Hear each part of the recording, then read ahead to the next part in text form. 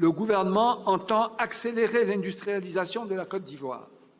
Elle passe par la juste valorisation de l'extraordinaire potentiel agricole de notre pays et de son enjeu double de transformation industrielle locale et d'intégration plus aval des chaînes de valeur mondiales de ces filières agricoles et agro-industrielles stratégiques.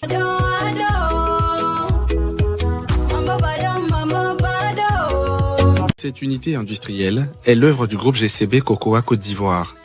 Elle est aussi conforme à la volonté du gouvernement qui veut exporter de moins en moins de fèves brutes et procéder à la transformation locale des produits agricoles. Pour l'industrialisation de la Côte d'Ivoire, nous devons avoir encore plus de projets de ce genre pour qu'en 2025, nous puissions transformer 100% de notre cacao en Côte d'Ivoire. La Côte d'Ivoire a désormais la plus grande usine de broyage de cacao au monde. Le rêve est devenu réalité. L'usine de Cargill à Yopougon devient la plus grande en matière de broyage de fèves de cacao au monde, dans le but d'accroître l'industrialisation du secteur cacao.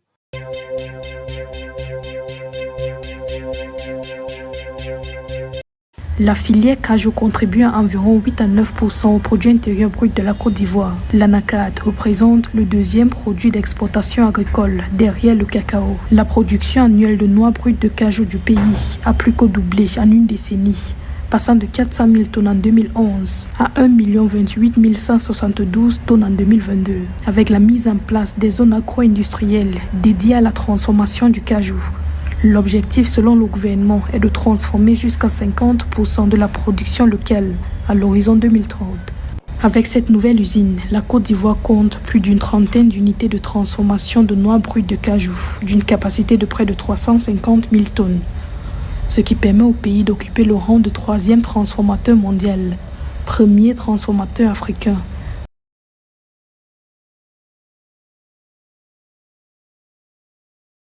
Dans un trou, ce qu'on appelle la trémie. Ça descend et par derrière, il y a des élévateurs qui vont prendre ce parti-là, monter. Une fois c'est monté, toutes les autres opérations se font sans consommation d'énergie. 19 usines de ce genre sont achevées. La révolution industrielle en Côte d'Ivoire est donc en marche. Le gouvernement ivoirien a un seul objectif, celui d'atteindre l'autosuffisance alimentaire en riz. Aujourd'hui, plus de 2600 unités de proximité, 400 unités de moyenne capacité et 19 unités de grande capacité sont opérationnelles. Aujourd'hui, la filière dispose d'un outil de caractérisation du riz de Côte d'Ivoire, d'un référentiel de normes qualité et d'une base de mécanismes de fixation du prix du paddy et du riz blanchi consensuel. Par les efforts de l'État de Côte d'Ivoire à travers ses implantations, des usines de transformation, ce sont des emplois qui se créent. Une usine de transformation de mangue pour Cinéma Tiali. Un grand merci au président de la République, parce que cette usine, c'est sa volonté d'abord, de pouvoir délocaliser dans les régions des activités de développement, des activités de transformation.